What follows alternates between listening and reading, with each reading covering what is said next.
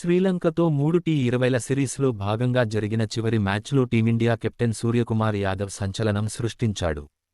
ప్రపంచ క్రికెట్లో తొలి ప్లేయర్గా చరిత్రకెక్కాడు. ఆ రికార్డ్ ఏంటో ఇప్పుడు తెలుసుకుందాం. ప్రపంచ క్రికెట్ చరిత్రలోనే ఒక అరుదైన సంఘటన చోటు చేసుకుంది. ఇప్పటి వరకు ఏ క్రికెటర్ కూడా సాధించని అద్భుత రికార్డును team India T20 captain Suryakumar Yadav తన పేరిట లిఖించుకున్నాడు. ఒక టీమిండియా మ్యాచ్లో తొలిసారి బౌలింగ్ వేస్తూ తొలి 3 బంతుల్లోనే 2 వికెట్లు సాధించాడు. అది కూడా ఇన్నింగ్స్ చివరి ఓవర్లో కేవలం 6 పరుగులు డిఫెండ్ చేస్తూ మ్యాచ్ను టై చేశాడు.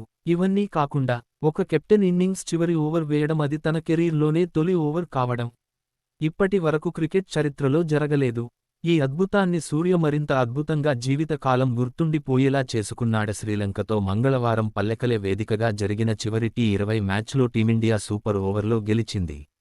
తొలుత బ్యాటింగ్ చేసి లంక ముందు తక్కువ టార్గెట్ పెట్టింది టీమిండియా.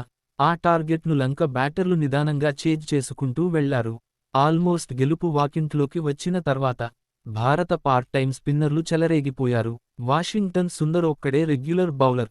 కానీ రియాన్ పరాగ్, రింకు సింగ్, సూర్యకుమార్ యాదవ్ కూడా లెజెండరీ స్పిన్నర్లు పూనినట్లు లంక బ్యాటర్లను ముప్పుతిప్పలు పెట్టి సింపులుగా గెలవాల్సిన మ్యాచ్లో కూడా లంకను ఓడించారు. ముఖ్యంగా రింకు, సూర్య చివరి 2 ఓవర్లలో వండర్ బౌలింగ్ వేశాడు. లంక విజయానికి చివరి 12 బంతుల్లో కేవలం 9 పరుగులు మాత్రమే కావాలి. చేతిలో 6 వికెట్లు ఉన్నాయి. అయినా లంక ఓడిపోతుందని బహుశా ప్రపంచంలో ఏ క్రికెట్ అభిమాని కూడా ఊహించి ఉండడు. ఆట అంటే అదే కదా.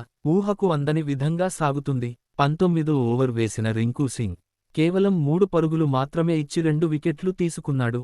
46 పరుగులతో దూసుకెళ్తున్న కుశల్ పెరీరాను అలాగే రమేష్ మెండిస్ను అవుట్ చేశాడు.